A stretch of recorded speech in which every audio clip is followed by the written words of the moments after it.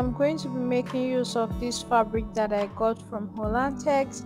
I'm going to be using 4.5 yards.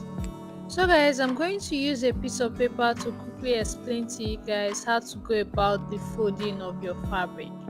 Your fabric usually comes in two ways. You have the longer side and the shorter side here. So you're not going to be folding from border to border like this, which is the shorter length. Instead, you're going to be folding from the long side like this. So this way you'll be able to get the full length of your kimono without having to join it. So once you've folded with the length you want your kimono to be, the next thing you're going to do is to fold it in again. This time you folded your fabric into 4.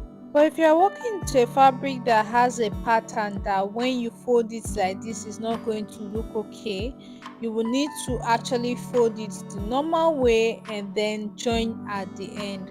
But if you are working with a normal fabric that the patterns, no matter how you fold it, is not going to look weird, you can fold it with the longer length like this, so that way the length of your kimono is just going to go straight without you joining anything.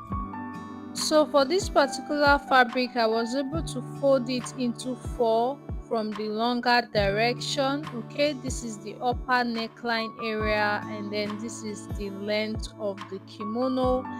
I didn't have to join anything. So from the shoulder area, that's the upper fold, if you measure down, it gives me the length that I want this kimono to be. It's very long. You can see it's almost the same length as my tape rule.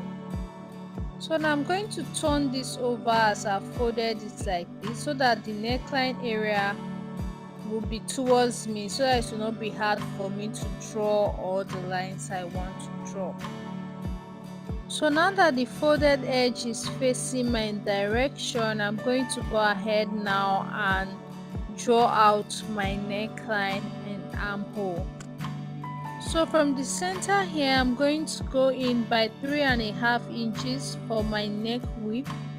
I'll mark it here and then I'll mark 1.5 inch for now for the neck depth.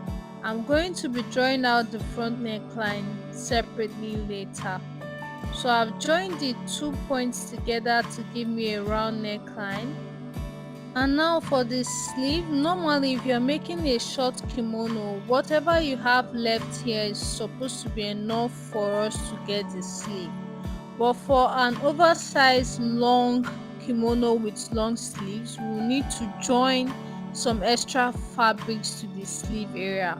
But for now, for the sleeve width, I'm going to come down from the top by about 13 inches for the width of my sleeve. I'll mark it here.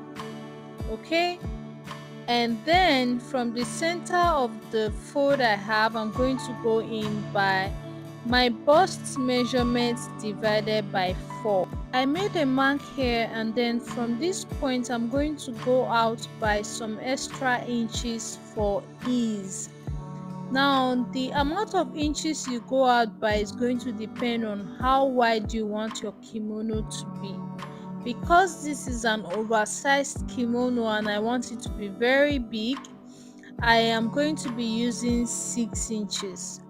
I marked it here now and I'm going to connect from this 6 inches point to meet my armhole.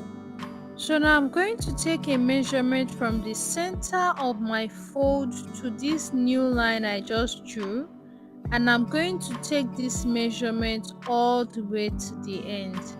You can decide to use the exact measurement straight, or you can decide to go out a little bit more, that's making your kimono more open at the end as you go down. This is totally up to you. So now I'm done drawing out the armhole and the side. The next thing we are going to do is to cut out following the white lines, both on the side and on the neckline.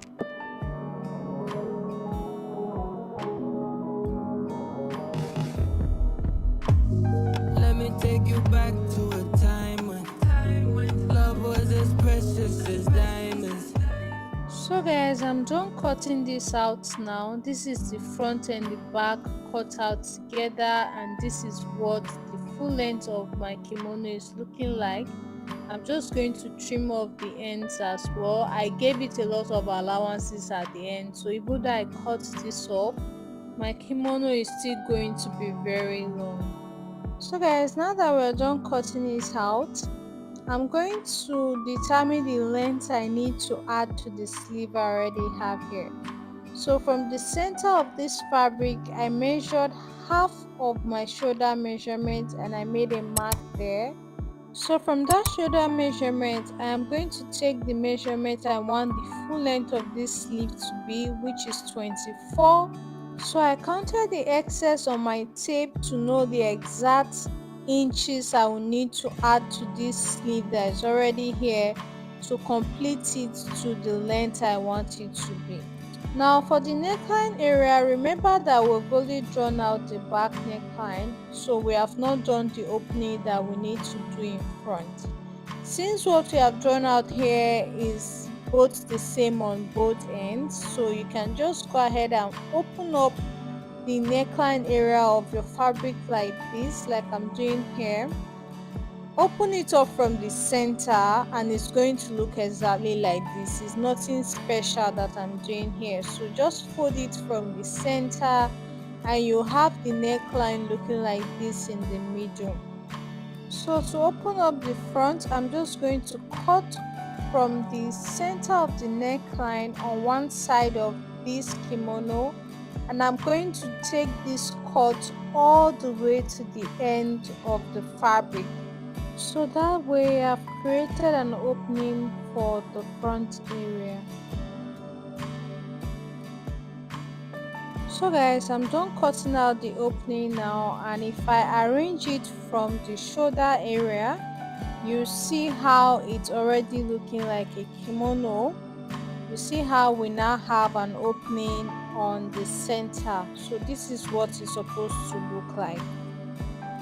So guys, back to the sleeve area, I'm just going to go ahead and open up the sleeve wide like this. I have cut out the extra piece to complete the sleeve. It was about 10 inches long. So I'm going to go ahead and place this on my sleeve, right sides facing each other. And I'm just going to head over to the sewing machine and join it to complete the length of my sleeve.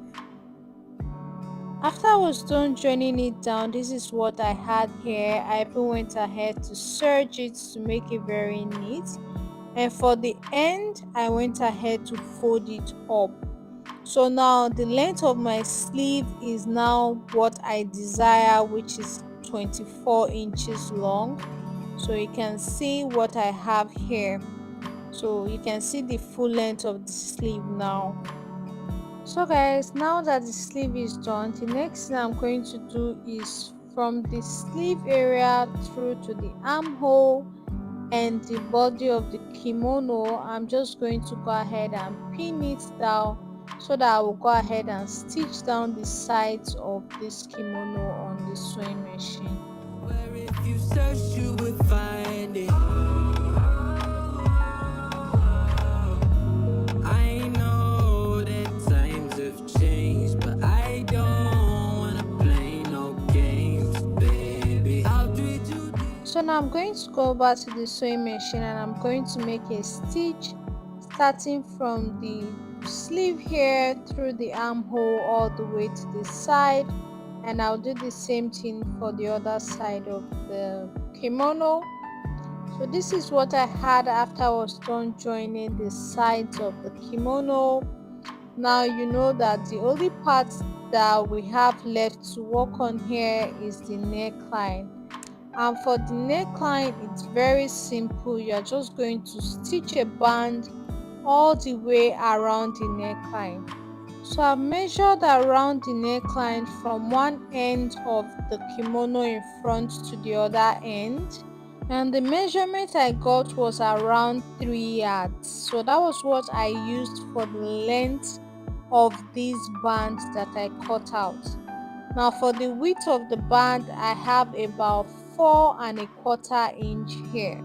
I already ironed this band in a fold, as you can see, so it's going to be very easy to just stitch this band around the neckline. So from the end of my kimono, I'm just going to place this band all the way through. So I'll start from the very end. Make sure that when you're placing this, you're also placing them right sides facing each other. So I'm going to place the band on the neckline like this, starting from the end of one side of the front, and I'm going to take it through the neckline and then to the other end as well. So I'm just going to go ahead and make a stitch all the way around, and lastly I'll just finish the end of the kimono, which is just to fold all the way around the end, and basically that will be all for this. So for now, I'm going to just head over to the sewing machine and stitch this all the way around the neckline. So guys, I'm done stitching it around the neckline, and this is what I have. You can see what it's looking like on both sides. So that's basically all for the making of this kimono, and of course I've gone ahead to secure the ends as well. So that's all for the making of this tutorial. Thank you so much for watching. I'll see you guys in my next one. Bye.